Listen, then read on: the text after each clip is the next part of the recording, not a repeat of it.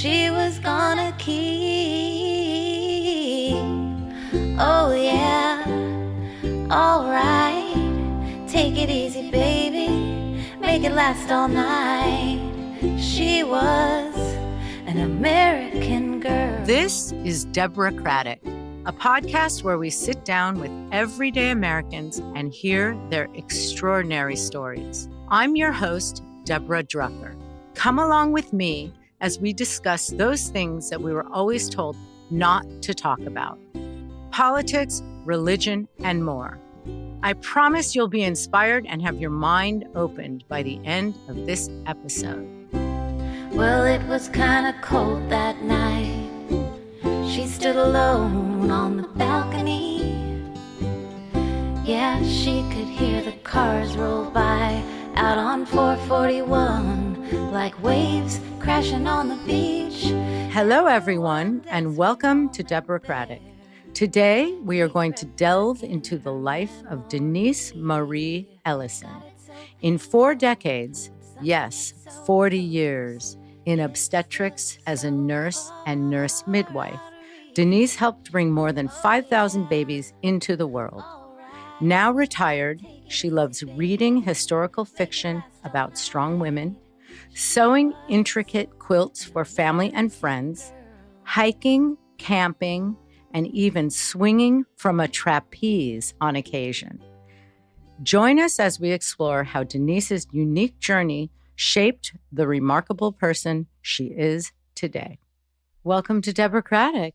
How are you doing today, Denise? I'm doing great. I'm kind of excited to be here. We're excited to have you. So I know you're living in Maryland right now, but where are you originally from? I was born in Linwood, California, and I was raised in Norwalk. I was there with my mom and dad, younger brother and younger sister. So you're the eldest of 3. Yes. And what was that home life like? Were both your parents married throughout your childhood? Oh my gosh, my parents were very married throughout my childhood. My mom was a stay-at-home mom, and so she did the cooking, the cleaning, all of the stay-at-home mom things that need to get done, the taxi service and everything else like that. My dad worked in immigration law and an employment agency. He himself was an anchor baby. He was born in Pueblo, Colorado, and then his family went back to Mexico right after he was born. So you are second generation from your father's side. And how many generations back American on your mother's side? The same, second generation. My mother was born and raised in Albuquerque, New Mexico. My grandmother was born here in the United States, but she only spoke Spanish. And then when my mom met my dad, she moved to Mexico, and the early parts of their marriage were in Mexico because that's where my father was raised. Okay. And so looking back on your childhood now, was that a happy upbringing? Oh, yeah, it was great. My dad worked with immigration, and the people that he was doing the paperwork for were mostly farm workers. And so he would have to go out to the fields at 3 and 4 o'clock in the morning, and he would take his typewriter, put it on the back of his car, and that's where he would do all the paperwork for the field workers in the morning. And then he'd go back to his office, which was in downtown Los Angeles, and continue on seeing people in his office. And that's how I always remember my dad is, helping so many people. When he retired and closed the office, he still continued to do the work from home. And he never had a computer. It was all on a typewriter. And how do you feel about the situation at the border today? I don't have an issue with people coming to the United States. I wish that it was easier and there weren't so many loopholes to be able to come to the United States legally and to work and be able to be active citizens, employed citizens, instead of the secrecy and the troubles that they face by not being American citizens. Because what his job was, and because the border has always been highly politicized, were politics discussed, or did politics play any role in your home? I know my father had an opinion about the border issues. His feeling was that the people should be able to come across the border, but they need to do it legally, and it shouldn't be so hard to do it legally. We didn't talk a lot about politics at home. I know that my parents were very, very conservative because, number one, they were very devout Catholics, but also just their upbringings. They were very conservative disciplinarians. And my father had an extremely strong work ethic, as well as my mother. So I'm assuming that they mostly aligned with the right wing, with the Republican Party. Yes. And religion obviously played a role in shaping you. Do you carry that faith through your life then, or is that what you are today, a devout Catholic? I think when you spend 16 years in Catholic school, it's kind of hard to walk away from it. But I also married a devout Catholic. So there just wasn't any question as to how we would continue with our faith, and we raised our children that way as well. So, Denise, how does that play out in your life? How does that manifest in your life? We raised our children in a house of prayer and going to church on Sundays, following certain rules of the church in regards to, let's say, Lent. And my children both went to Catholic schools. It's a belief in Jesus as our Savior, a belief that when we die, our souls will go to heaven if we've led a kind and good life, partaking in the sacraments, baptism, confirmation, First Communion, things like that. And just a belief that there is something after this world. I saw somewhere in your bio that you could talk about politics. It wasn't like the major discussion in the home, but you could not speak about sex. No, never. In the house when I was growing up, that was never something that was allowed. As a matter of fact, I remember when my husband and I got married, we went away on our honeymoon, and I called my mother after the first night of our honeymoon. And the first and only time I heard my mother mention anything even remotely about sex was her statement. She said, "So how was it?" And I mean, that was the extent. We didn't name body parts. We didn't talk about sex, which is very different than the way it is at my house now. Interesting, because that was where I was going next. You read my mind.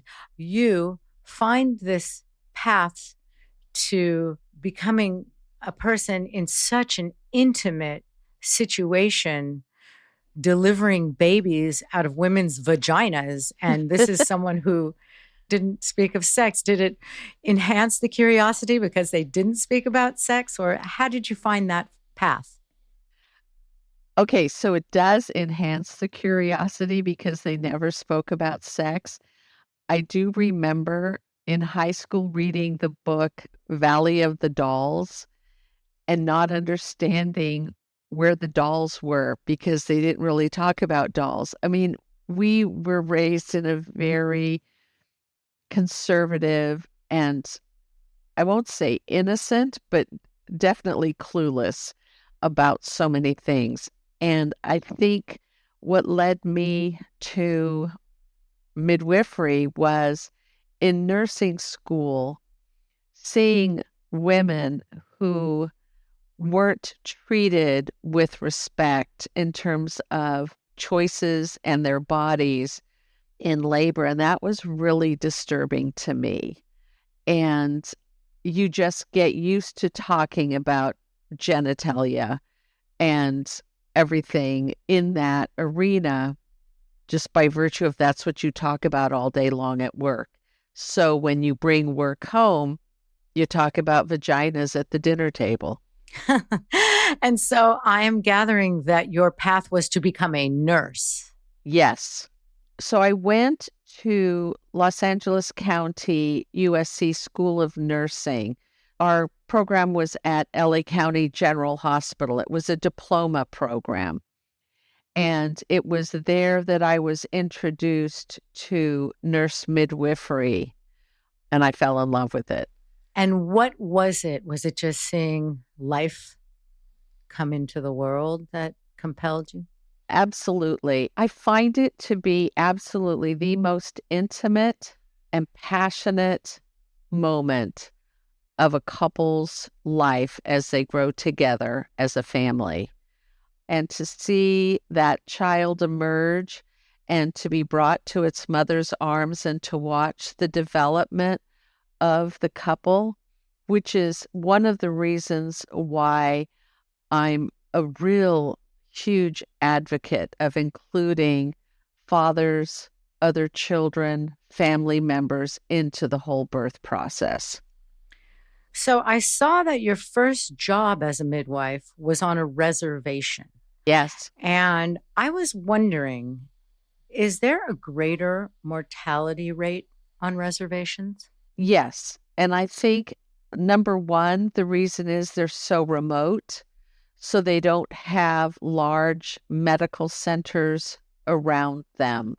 When I did my integration in midwifery, I did it in Alaska, and somewhere around 34 to 36 weeks, the women from the outside villages that didn't have hospitals or healthcare providers were transported in to Anchorage, and they lived in a maternity home until they had their baby and everything was deemed healthy, and then they went back to their villages. When I became a licensed and certified nurse midwife, my first job was on a Navajo reservation in Window Rock, and there were no physicians in-house. There was no capability to do surgery in the hospital, and it was referred to as a hospital, but not anything that you or I would experience when we said hospital. They had the birth center, but anything that was high risk, we had to transfer out to Gallup. And so I think when you are in a situation that doesn't have emergency services and you're high risk, you have higher morbidity and mortality. But if you're planning to deliver in the Navajo hospital and you're low risk, our rates were incredibly wonderful for our women. And I think it comes down to the phrase of low risk and planned location of delivery. Would you consider all births somewhat high risk? Absolutely not. No. And I think the problem is they get treated that way by certain healthcare providers. And I wouldn't say that birth is as safe as it gets, but I think that the majority of pregnancy and birth is low risk. I did some research, and the United States is number 174 in infant mortality rates out of 227 countries. Why do you think that is? How much time do we have? Enough for you to give us a thumbnail on that one. Number one, I think we intervene when intervention isn't necessary. The number of inductions that we do is absolutely ridiculous. And every time you intervene, you increase your risk. If there's no reason to intervene, then don't. We do a lot more testing, but we don't have better outcomes from all that extra testing. I think from my experience in the hospital, we oftentimes treat our low-risk healthy mothers as if they are high risk and have a disease where they don't. And we train our physicians so differently now. Our physicians aren't being trained on how to do vaginal breech deliveries. They're not being trained really well on multiples. And so our C-section rate is through the roof. And C-sections aren't without risk. Right. You are speaking to a person who would have died if I were not in a hospital giving birth to my first child. I had a situation where my son, in the 8.5-month moment, had not dropped, had not engaged. And when I went to my doctor, he said, something's hanging him up in there. So we're going to plan a C-section on this date. I went into the hospital on that date. My doctor did the epidural and went to perform the C-section. When he opened me up, my baby was tangled in what he described as a web of varicose veins. He had to cut each vein, take the baby out of the web, and then stitch each vein back together. Had I not been in a hospital, I would have died, and so would my child. So when you are doing midwifery, are you most of the time having access to a hospital, or are you outside of a hospital, but you can get to one quickly, just in case? I have never practiced outside of a hospital setting. I've always done my midwifery inside of a hospital. It could have been a birth center inside the hospital, but always inside the hospital. I think when we look at the idea that there's this safety net of a hospital, we are really not seeing the whole picture. There are a number of hospitals that have obstetrical services that do not have the capability of doing an emergency surgery.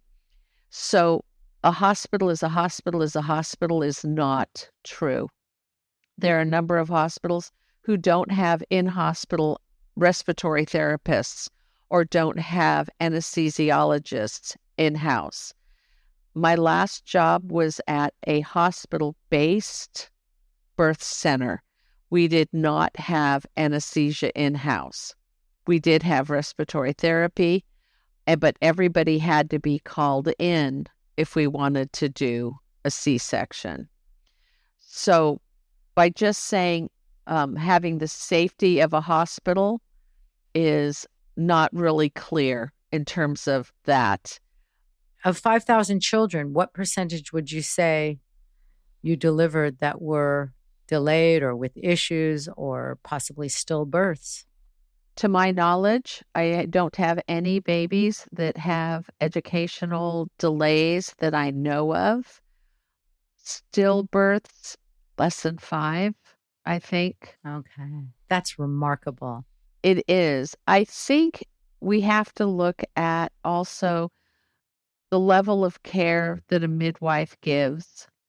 Can you walk me through the steps of specifically what a midwife does from start until the baby comes out?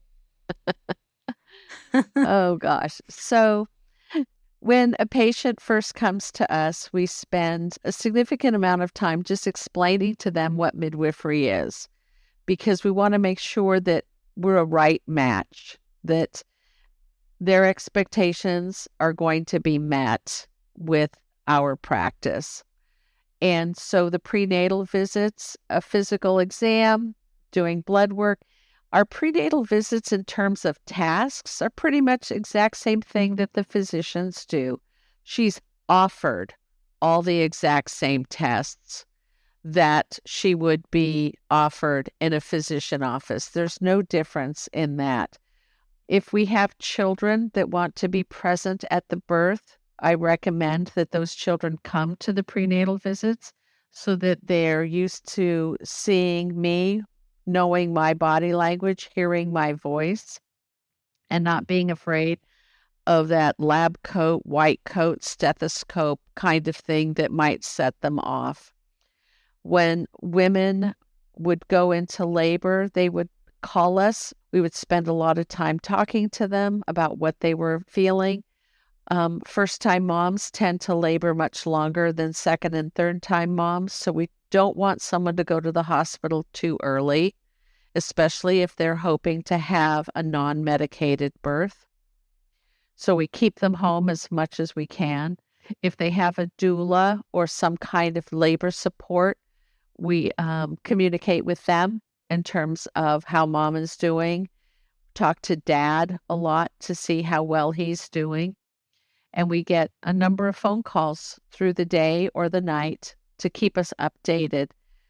Then when she feels like, I'm done, I want to go to the hospital, we call ahead to the hospital and let them know a mom's coming in.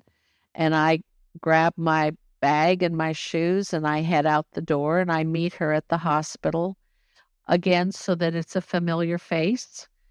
Hospitals tend to make a lot of people extremely nervous. The sounds, the smells, things like that. I'll walk them in, introduce them to the nurses, and we'll listen to the baby, put them on the fetal monitor for about 20 minutes as long as everything's okay. She gets up, she walks, she eats, and we stay with her, supporting her in her path, encourage ambulation and nutrition. And when it's time for the babe to come, then we're there assisting them with pushing and coaching. One of the things that I always did, and the nurses knew that I was going to do it, and so they were ready and prepared. I'd have the dads give their camera or their phone to the nurse.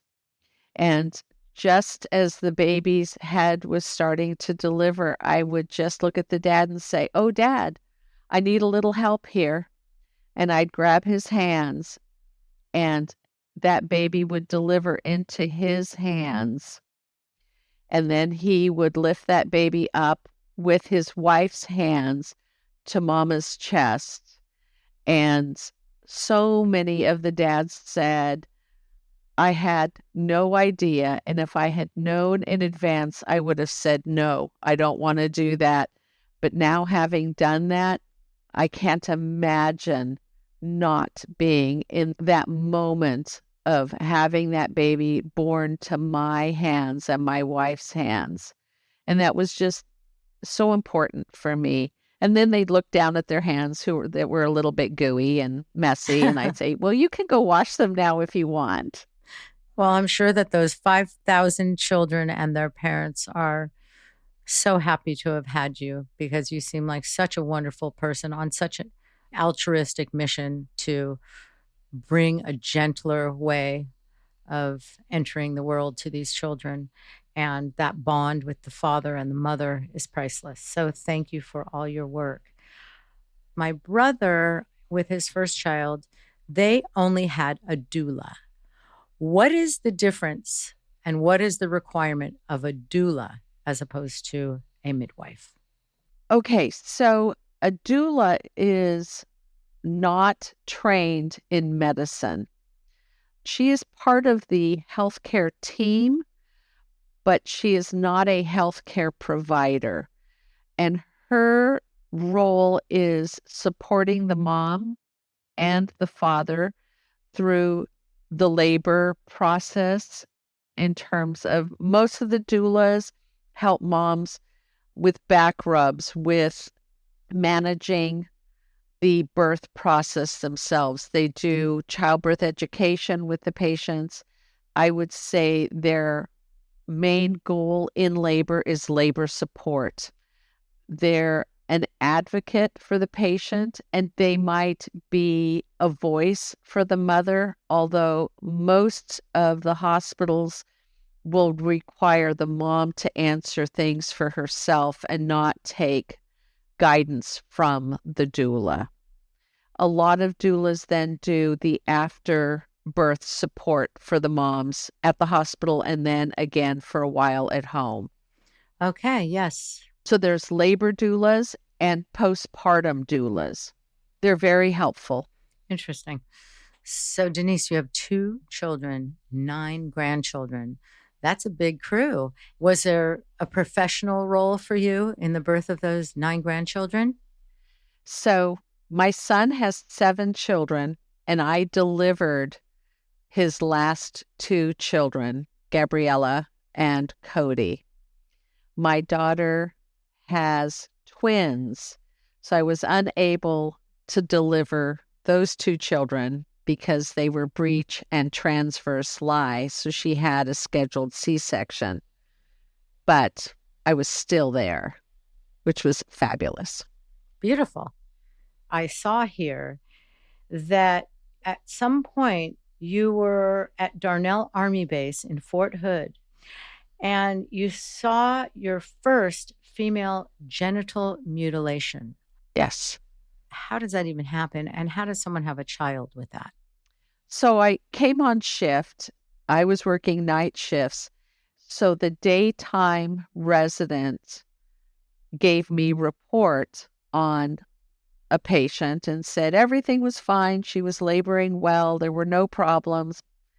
And he left. And then the nurse came to me and she said, Denise, I need you to come look at this patient. Something's not right. She said she doesn't have parts. And I thought, okay. So I went to the mom and I said, do you mind if, I do a little physical exam? And so she said, no, that's okay. I just did a brief head to toe assessment. And then I said, would you mind if I checked your cervix to see how dilated you are? And she was hesitant. And then she said, no, I'm okay. She was a Black woman from Africa. Her husband was middle of the road, white man, American.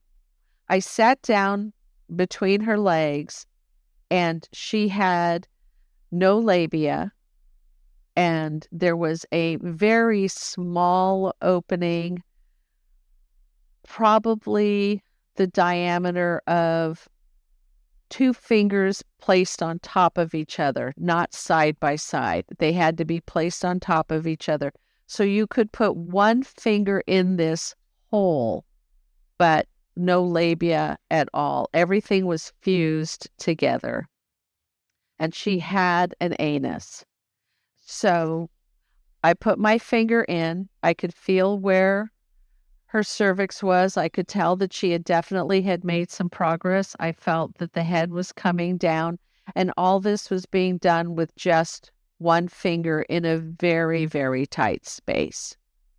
So I said, okay. And then I said, so what medications are you on? Blah, blah, blah. Have you ever had surgeries? No, no, no, no. Everything was no. And I said, okie dokie. So I came back to the desk because I was going to need to call the attending physician on this one. And the husband came to me and he said, she's in the room crying. And I said, why is she crying? And he said, because she lied to you. And I looked at him and I said, I know. And I said, when did this happen? And he said, when she was 8 years old. It happened in her village. She remembers every single part of it. It's the most excruciating, horrible thing she's ever endured. I said to him, how do you have sex? And he said, it's very difficult. There is no penis getting into the vagina. It's just ejaculating outside and hoping that it makes its way. Wow. Well, he had strong swimmers. Yeah. And, he had a strong ethic as well, to know that you're not going to have sex with your wife. So I went back into the room and I sat with her and I held her and I told her that I knew that this had happened to her. And she said, we were told we were never to talk about it. And so I said, and you don't have to. So I called my physician attending and I said, what do I do and how do we do this? And I went back to the woman and I said, I'm going to take you back to one of the ORs for delivery, just so that I'm in the right place if anything goes awry. She was fine with that. She did not have an epidural. I put local in. I cut an episiotomy. The baby delivered beautifully. Wow, that's a miracle. Yeah, And I'm not one to judge others and their traditions, but that is mutilation. right. So thank you for sharing that with us. That was really enlightening. And as far as going forward in this modern day, and because we do talk about politics on occasion here on Deborahcratic, how do you feel about IVF, in vitro fertilization? I think it's wonderful that women who are struggling to get pregnant have that option. I hate the fact that it's so expensive. I'm not sure it needs to be, but welcome to healthcare in the United States. It's definitely not that expensive in Europe, which is why many people are now going overseas to have their assisted reproduction procedures done. Some people feel that it is already a life to transfer these embryos. Is there any thought in your mind as to when an embryo is actually a person? The Catholic Church says upon conception. That's the teaching that they give us. How do I feel about it and what should be done with embryos that aren't going to be used? Honestly, Deborah, I haven't given it a lot of thought because I feel it's not my place to tell a woman what to do with her embryos. I'm sure that if my daughter or my daughter-in-law were struggling to get pregnant, it would definitely be something that would have more conversation at the dinner table in terms of where we position ourselves on that topic. But I haven't thought about how I feel about it because I haven't needed to. And, having retired now. That's fair enough. Thank you.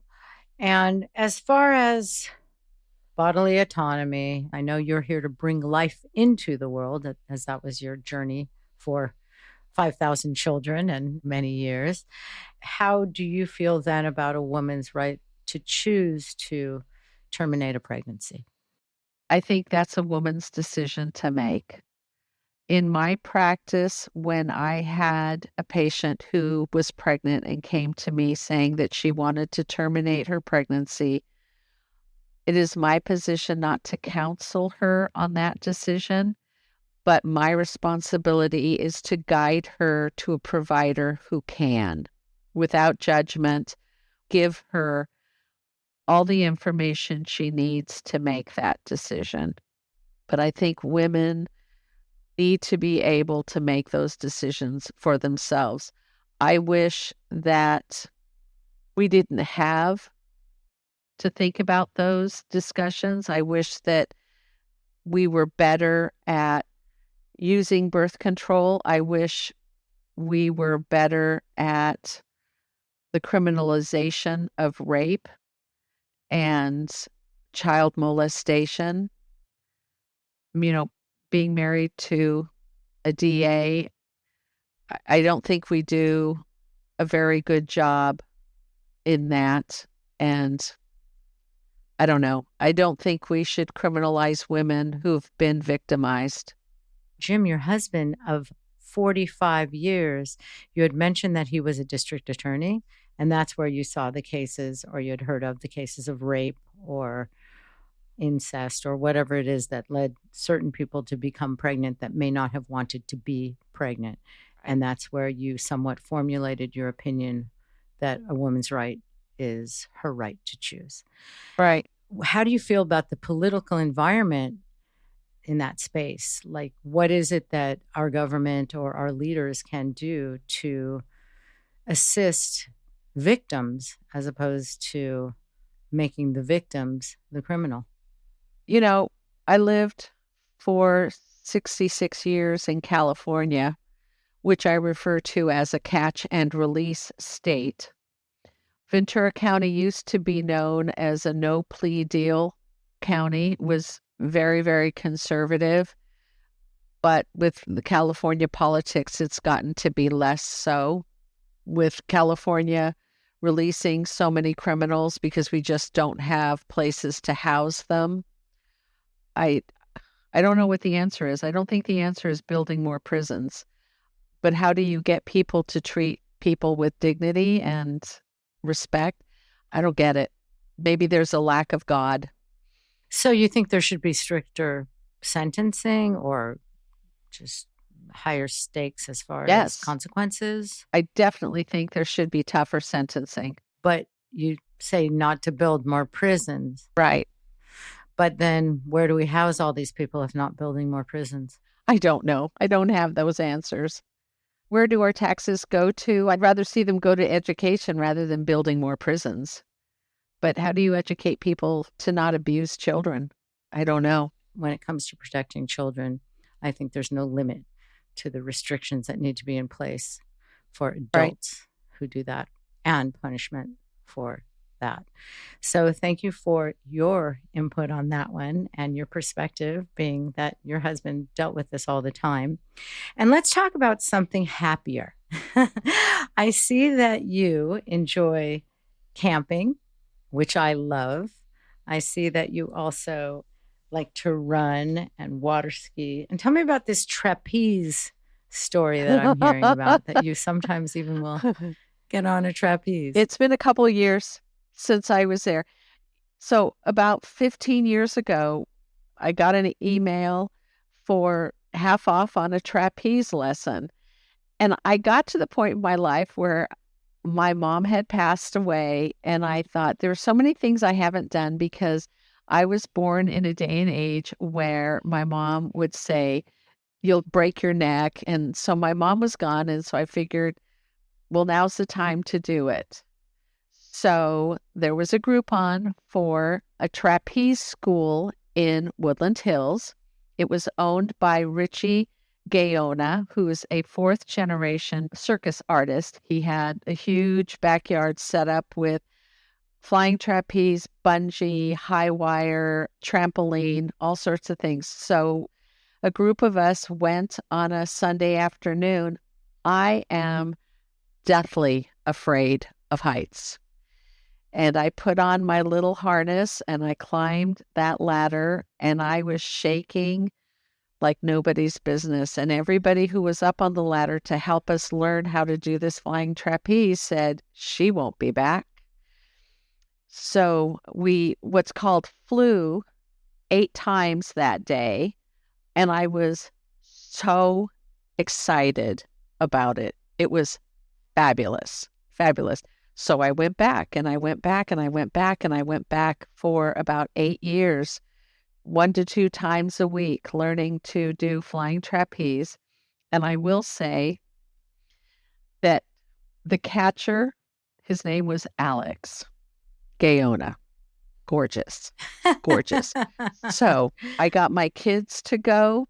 I got my grandchildren to go. I got my coworkers to go. My 2-year-old granddaughter climbed up that ladder and swung from that trapeze. It was fabulous. That's amazing. So now are you over that fear of height? No, I still have a horrible fear of heights. But what the hell? All right. Well, I am so grateful for your time and I honor your story so much. I have one last question for you because I am a parent of 2 adult kids who are both married now. I know that young people today are concerned about bringing babies into the world. They're worried about climate change. They're worried about the political landscape out there in America, and just a multitude of worries about the future of our great country. And if there was a couple that came to discuss with you bringing children into their family, and they said, I'm reluctant, I want to have kids, but I'm fearful, what type of perspective would you give them on that to encourage them to carry on with having a child? I would say that there's so many things in this world to be fearful of that I wouldn't be putting that negative spin on having a child, because having a child brings so much different perspective to your life, so much joy to your life. Your legacy is in your children. And I want to go on in my children and my grandchildren. I want the passion that I have for life and for living to go into those children. And I want them to live it the way I've been living it, with a little bit of fear, but it's not worth holding you back. Well, I always say the best thing I ever did was have children. Yeah. So again, I thank you for your time and all that you've done and all the babies you've brought into the world. And thank you for sharing your story, Denise. Thank you. I appreciate it. This episode of Deborahcratic was hosted by me, Deborah Drucker. It was produced by Lee Rocker with co-production and editing by Gideon Brower. Our amazing music was performed by Amy Nelson and Kathy Guthrie of Folk Uke. Be sure to rate and review this episode wherever you listen to podcasts. For more Deborahcratic, check out Deborahcratic.com and our Instagram at Deborahcratic. That's DEBORAH Cratic, like Democratic. Until next time. Political is personal, so let's talk about it. We've been there, we've had it. It's all